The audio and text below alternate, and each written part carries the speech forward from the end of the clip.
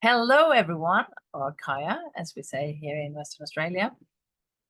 Oh, hi, in Norwegian. So I am Norwegian. I live in Fremantle or Walyalup in Western Australia. I have lived in Australia since 1996.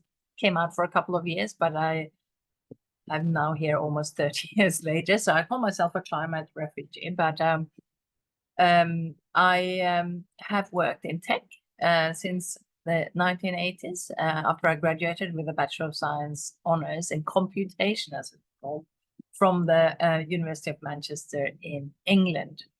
Worked for large multinational corporates in the beginning, and then I found my sort of sweet spot in those global companies that had, up to 500 people, where we all got to know each other and things.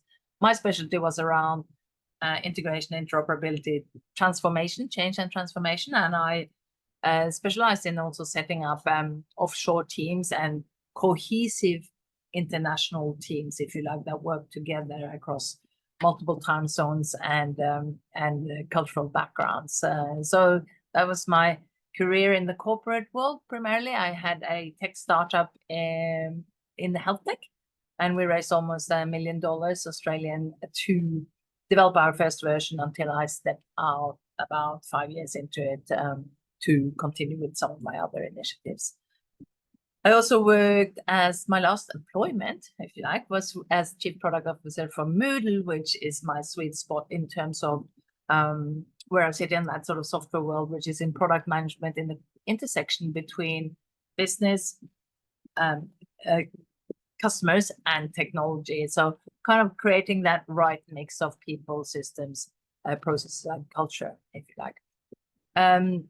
And so since I left that, I started my own tech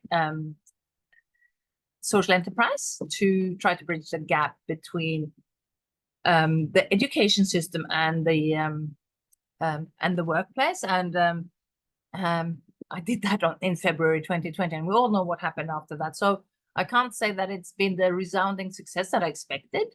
However, I'm super proud of some of the program frameworks and things that I've put in place and that I've tested and run in schools and in community organizations. So I use this framework that's underpinned by design technology to teach everything from primary school up through to postgraduate students and in the workplace. So I use it when I'm facilitating courses for leadership training for large corporates as well. So that's kind of me in a nutshell.